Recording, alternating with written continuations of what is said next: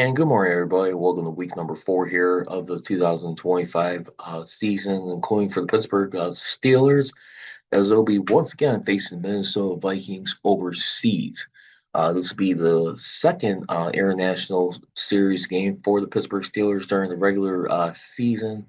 As you may remember, the last time they played uh, in a different country was back in 2013 at Wembley Stadium in London when they lost to the Minnesota Vikings, which saw the Pittsburgh Steelers start off their season to 0 and 4 that year, and they were able to have a hard time kickstarting the season that year, but they were able to nearly make the playoffs at 8-8 with some help, which started a real shakeup in their season.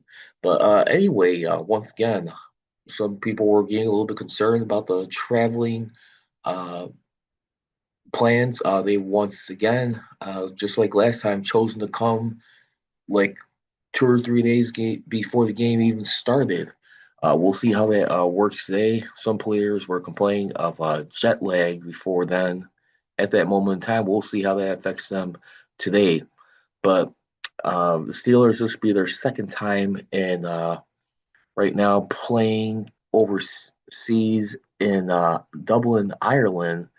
Now, the last time they played in Ireland, it was not for regular season game. It was an exhibition where they beat the Chicago Bears 30-17. It was one of the American Bowl series, which, by the way, was one of the contributing factors that pretty much was a precursor when Roger Goodell took over as commissioner about almost a decade later and started like making plans and rolling out the red carpet for overseas games being played during the regular season. So here we are. They'll be playing in Croke Park in Dublin, Ireland today. Kickoff is scheduled in an hour and 15 minutes from now. But right now, the Steelers right now, they are looking to get some help today from the Cincinnati Bengals right now. Question up in the air right now. What's going to be happening with their quarterback situation as we look at? I mean, they definitely got some thinking to do right now since Joe Burrow is going to be practically missing at least almost all the season, like 95% of it, I have to say. He's out through December. We'll see if he's able to come back a little bit. But right now, I mean, they got Jake Bryan filling in right now as their starting quarterback. And one of the names that has been flowing around right now is possibly as a trade candidate is Russell Wilson. Will he be able to like once again bounce to another team?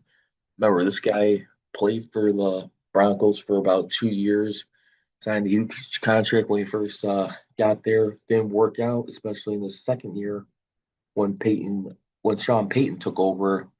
He was not really too fond of him, and then finally to get him released and like trade to the Steelers for 1 year after Justin Fields started off the first 6 games. Russell Wilson did lead his team to the playoffs after having a promising start, but was able to finish off 6-5, if I may recall, and which ended in the sickening 5-game losing streak, beginning with the Eagles right there. I mean, and you gotta pay attention to that right now. I mean, will Russell Wilson come over to the Cincinnati Bengals now, or more than likely, who did everything all in to like make a team right now, be a contender? I mean, you paying your top guys like not only Joe Burrow, Jamar Chase. I mean, now you got Valley Trey Hendrickson. Instead of giving him a new contract, giving him a $14 million raise, I believe it was, for this year. Was looking to be paid one of the top edge rushers. But we'll see what happens right now. I mean, Wilson, I mean, listen, I mean, this is a guy who still feels like he could play right now. I mean, and who has definitely been under a lot of scrutiny right now. Now, Russell Wilson, right now, for his criticism, many would argue that ever since departing from Seattle, I mean, things did not pan out for him more so. It just almost seems like he's become more of a completely different guy. Not that he wasn't already starting to already, But Russell Wilson too, by the way, who was heavily criticized on Thursday Night Football by guys like Tony Gonzalez, Richard Sherman, who are like the analysts for Prime Video, which as far as the Thursday Night Football regular season coverage. That's what Tony Gonzalez was saying. Like he hopes he's played his last game on the NFL and how he's pretty much ruined things since. I mean, Russell Wilson, to his credit, I mean, like Richard Sherman even said, like you really got to look at his career during and after the Legion of Boom era, pretty much insisting they had like a losing record. But for the moment, I mean, when you really look at Wilson's career right there, I mean, for the most part, I mean, it was totally non factual. I mean, if you really like dive into it, though, I mean, this guy right here, I mean, if you really want to take a look at it, I mean, this guy went like he had like 39 victories and 23 losses. I mean, that's pretty much not bad. He's only had one losing season in those 4 years since breakup of the Legion of Boom, which took place in March 2018. He's practically had like a three out of four. I mean, 3 out of 4 winning seasons, which all, by the way, went to the playoffs, won 2 playoff games in that stretch. So that's not bad. I mean, this was a guy who at one point, especially in the 2020 season, was a candidate for MVP at one point during the season. I mean, this guy was not all that bad. I mean, he still managed for his career. I mean, he is a 10-time Pro Bowler, and ever since the breakup of the Legion Boom, he was able to make 5 more Pro Bowls, including one with the Steelers. He's been on a second All Pro team at, in 2019. So, right there, I mean, that's not really too shabby. I think the only thing is where people look at, I mean, with him having his celebrity relationship with his wife and stuff, and the way he pretty much alienated himself, I mean, in the locker room, I think it's more the bigger story than anything. But keep an eye out, see if he actually ends up going to the Cincinnati Bengals. But anyway, back to the AFC North. The Steelers, they're looking to try and get first in the AFC North this week. They'll need some help with the Cincinnati Bengals right now, as the Cincinnati Bengals right now, this week, they are scheduled to face the Denver Broncos. That'll be tomorrow evening on Monday Night Football in Denver. Now, you also got around the league, too, for out there. Um, which, by the way, on the tiebreaker that separates the Steelers from the Bengals, they're unbeaten in the AFC so far, each at 2-0. But right now, as we take a look at around the league uh, going today, we're having the Cleveland Browns be traveling to Detroit, and then Baltimore Ravens will be facing the Kansas City Chiefs. That'll be a late afternoon game on CBS and Paramount Plus right there. Both teams at 1-2 will pretty much argue either of these teams has a million reasons why they need this one more. I'll probably say more so the Kansas City Chiefs a little bit more slightly. And the only reason why I probably say the Kansas City Chiefs, I think the Ravens, they're used to coming back when being down and out for a bit. I mean, the Baltimore Ravens and making a serious run. I mean, hence, I mean, look back at 2018. I mean, when the Steelers had a nice, what was it? I think it was like 7-2-1 lead. I'm not sure what the division lead was. I want to say like maybe what, like 2, 3 games. The Steelers did finish out the season 2-4 that year, and it cost them the AFC North division and also at the same time getting into the playoffs that year. But the Kansas City Chiefs, they'll be hosting the Baltimore Ravens at Arrowhead Stadium today, while the Cleveland Browns will be traveling to Detroit Lions. And once again, like I said, the Monday night game, which will be part of a doubleheader, because the Dolphins will also be hosting the Jets. Broncos will be hosting the Broncos tomorrow. That game will be on ABC, by the way, as we look at it. But yeah, definitely maybe a lot at stake early. But right now, I mean, the Chiefs right now, who are struggling at 1-2 right now, finding themselves uh, already 2 games behind the LA Chargers. All three of their victories have come via AFC West opponents right now. And also, too, let's keep this in mind, too. I mean, the Kansas City Chiefs have a nice edge over the Baltimore Ravens since going up against Lamar Jackson. Since he's entered in the league, they only lost one time, and that's when the Chiefs traveled to Baltimore. So the good news for right now, and this will be the Baltimore Ravens'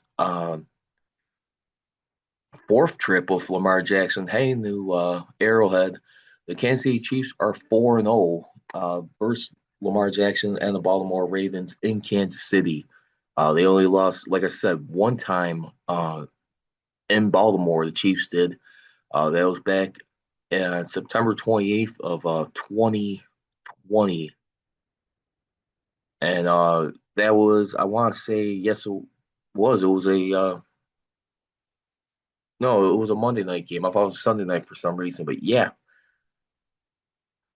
So here we go. See what the Steelers can come up with today. But right now, keep an eye what else happened in the quarterback shakeup room in the division. Um, Steelers are traveling once again to Dublin, Ireland here in Croaks Stadium right now. And like I said, one of the biggest like concerns right here was like how the Steelers were able to travel, leave Thursday evening, and get in there like early Friday morning uh, to the destination. Jerry Dulac said Michael Signora, the league's senior vice president of football and international communications, said it's up to each team to decide how early or late in the week it wants to arrive for an international game. Sometimes those decisions are based on the hotel and practice site availability. And Art Rooney did say confirm it was a football decision. He would prefer to have the guys come over for a few more days, but we're in the middle of the season, so we have to do what's best for the football side of things. Um, Definitely heard a little bit of frustration. Aaron Rodgers a little bit though, saying that he will love to get over there a little bit sooner, like earlier in the week, like a Monday or Tuesday.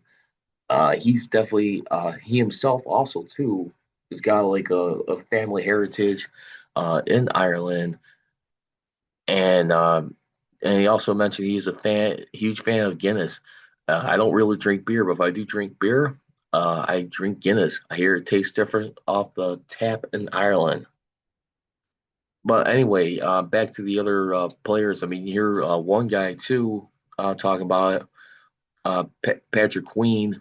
I mean, he doesn't seem to be too bothered by coming a little bit later as they did. He said, I think it's all a personal thing as he walked out the practice field. It's how well you recover, how things affect you. Me personally, I'm not really affected by anything.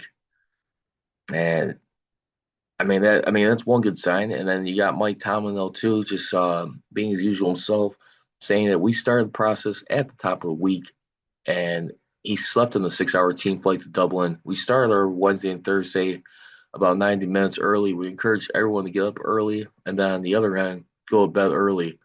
Hopefully, we're able to stay on our feet all day and complete the process of acclimating. But anyway, back to business right now. Steelers, Vikings right now. Second game overseas. One of the biggest roster news and concerns right now, too. The Steelers, they will be without right outside linebacker Alex Highsmith due to an ankle. While you got right cornerback Joey Porter Jr. out with a hamstring. I mean, no, he is questionable, and the other two guys are questionable on this team. The remaining two stars will be Jalen Warren with the knee and tight end Jonnu Smith And to make it official, by the way, just to give you an update on the Steelers and actives, by the way, Jalen Warren and Joey Porter Jr. will be joining Alex Highsmith. They will be out for today's game.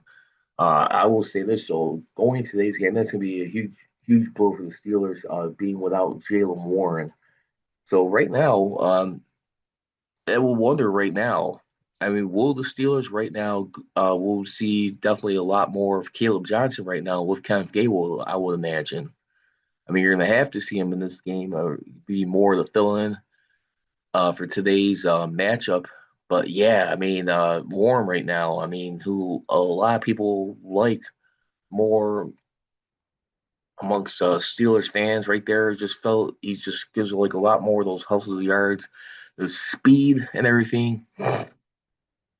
I mean, for the most part, I mean, this guy, he's rushed his career best back in 2023, where he had 784 yards in 17 games behind Najee Harris. Averaged about over 5 yards a carry, which was a career best, 5.3 to be exact. His second career best was back in his rookie season, back in 2022, where he had nearly 5 yards. It was 4.9, but he was able to score four touchdowns back on the ground back in 2023. And yeah, I think that was definitely going to be a concern going today's game. And definitely got to like pay very close attention because right now, I mean, when you look at like how this line is blocking and watching last week's game, it was just definitely like unbelievable how they were able to pull that out. I mean, I don't care how much personnel you have in this game.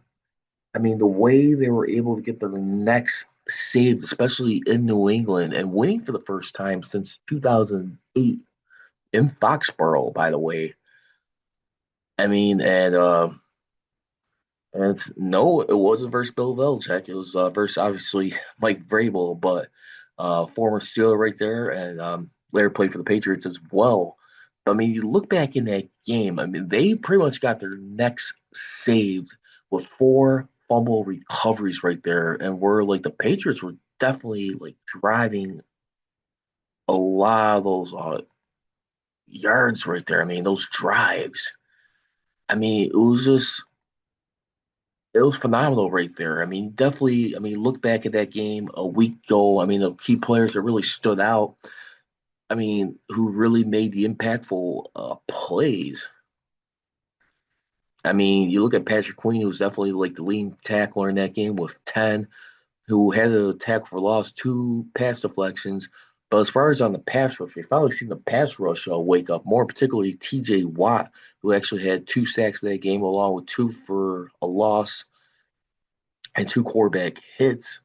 But also, too, we also got to see not only Cam Hayward get in the action with a sack.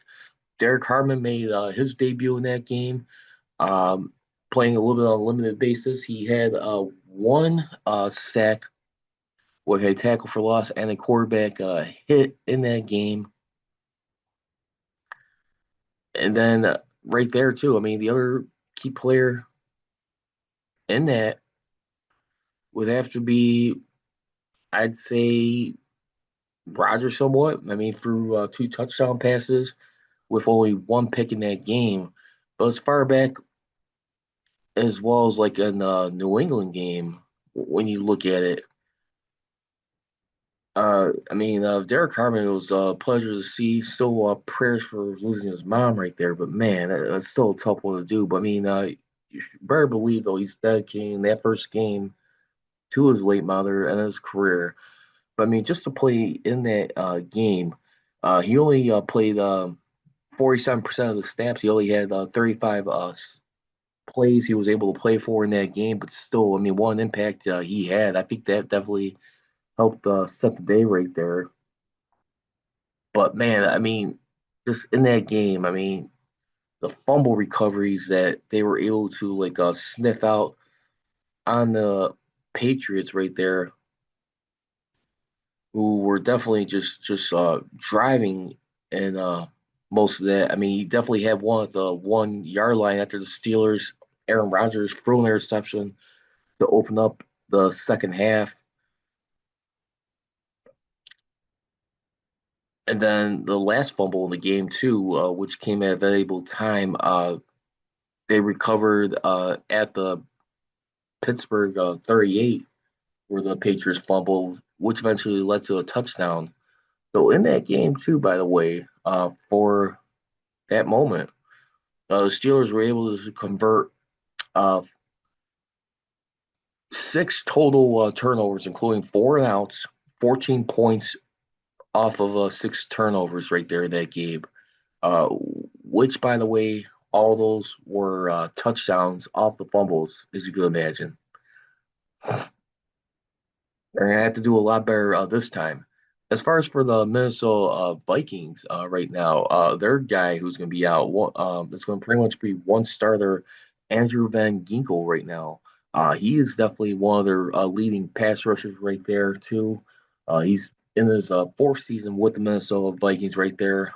I mean, he's definitely been a true valuable piece to this defense right there. So they'll be without him. But as we already expected, JJ McCarthy, he is out today along with emergency. Then, like along with the third string quarterback, Desmond Ritter, tackle Walter Rouse, guard Donovan Jackson, tight end Ben Eurosek. Now, let's go ahead and get into the keys to the game for this game today in Dublin, Ireland. The main keys for a Steelers victory uh, will be after being stacked in Rodgers' first two games, the offensive line was able to give Rodgers enough of a clean pocket. Continue to keep that pocket clean. In order to continue, he'll need to have more time to throw. He's fourth right now, according to next gen stats, with getting the ball out with about over 2.61 seconds and throwing the ball. Now, I mean, some people you can read that either way. I mean, like getting rid of the ball quick. I mean, depends. I mean, yeah, okay, you're avoiding sacks in more situations with other quarterbacks or throw the ball away if there's no play there just to avoid turning the ball over. But like I said, this offensive line still got a ways to go. And definitely a lot of guy who's taking the heat for that is Broderick Jones at left tackle right there. Even Ben was saying it's definitely getting very alarming watching him right now.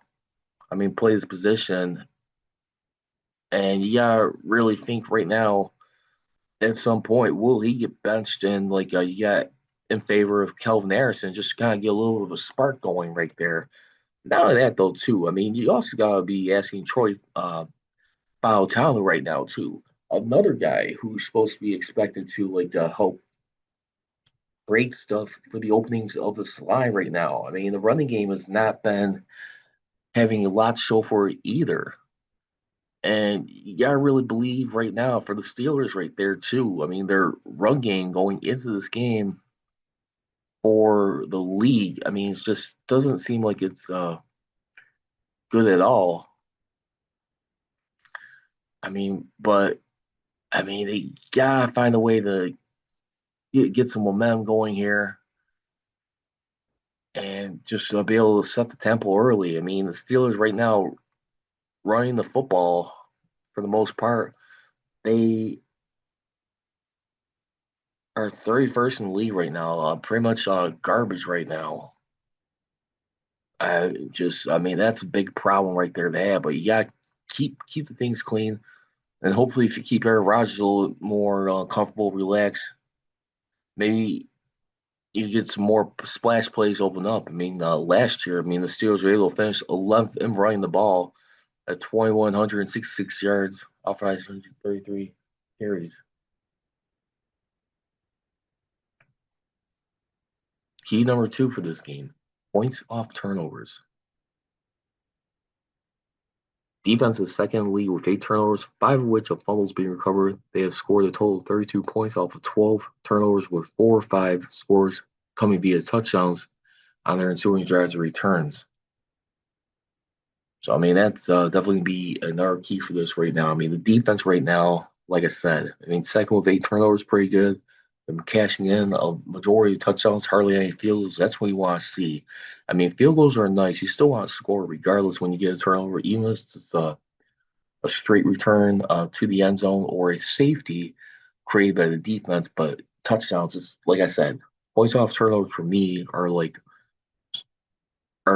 scoring power play goals in hockey when a team was on a penalty kill. You want to make sure you cash those in to take advantage of that shorthand team who's in the penalty kill and score on them. More preferably touchdowns. Key number three, keeping Jordan grounded right now. The Minnesota Vikings, who have Jordan Mason right now, he has rushed this season for 214 yards off of 40 carries, 5.4 yards attempt. He's got 2 touchdowns. He is on pace to smash his his career high since playing his other seasons with the San Francisco 49ers. Yeah, his previous three, including their last Super Bowl appearance right now, where he scored 3 touchdowns in back-to-back years in 2023 and 2024. So he's definitely, I mean, you talk about this defending the run without, and then you don't have Jalen Warren on the other side. You're going to see if, like, maybe Kenneth Gable, Caleb Johnson could do something today. That's definitely going to be a huge task. So keeping him grounded. And then the last key for this game, playing smart and disciplined. Steelers right now, they are the number one team going into this week, but having the least penalties, 14 for 100 yards, which includes 7 apiece on offense and defense. Vikings have the fourth most penalties given up, with 17 coming from their offense, with 7 of those being false starts, which is second in the league right there. So again, keeping a clean pocket for Aaron Rodgers, points off turnovers, keeping Jordan grounded, and then last but not least, like I said, playing smart and disciplined after this game. This is definitely going to be a real tough one for the Steelers to eke out, trying to finish things right now. But as you can imagine right now for the Steelers right now, I mean, they had a good start last year too. So, I mean, you don't want to be in this game thinking even if you do pull this one out, uh, yeah, like I'm sure Mike Thomas got that fresh in his mind. I mean, he always says he's a doer and not like he's a doer more than anything as far as like getting things done with his team and his coaching career. But I mean, I think that's for most part for any critics or fans. I mean, that's what people will be looking for. Yeah, this team should be good enough to make the playoffs. Question is, can they win a pair of playoff games going into this contest right now for today? And if they could just get a little bit more better rhythm. I mean, at the end of the day, for right now, the Steelers this season, I mean, for the most part, I mean, you hear a few guys kind of come to their defense. I mean, like Ray Fittipaldo. I mean, like not looking at too shabby. I mean, they're only 12th so far starting off the year in points scored on the offense. I mean, which is kind of like maybe a little bit misconstrued, but maybe because they got Aaron Rodgers, 30th in the league in yards. I mean, not good, but I mean, they're 12th in points, which is crazy. But yeah, they gotta definitely fix a lot of things right here. Anyway, that's gonna do it here. I'm Charles Prodigy Richey for this edition here of Show Blitz of the Steelers versus Vikings pregame show. You can follow me on X at ManSteelCJR and on Instagram at ManSteelNation. As I leave you, here we go, Steelers. Here we go. I go. Thank you for watching the Man of Steel podcast with your host, Charles Prodigy Richey, here on YouTube. Please make sure to hit that subscribe button. And for all the latest Man of Steel podcasts, episodes, feel free to download them on Mixcloud, Anchor.fm, and SoundCloud, wherever you get your podcasts.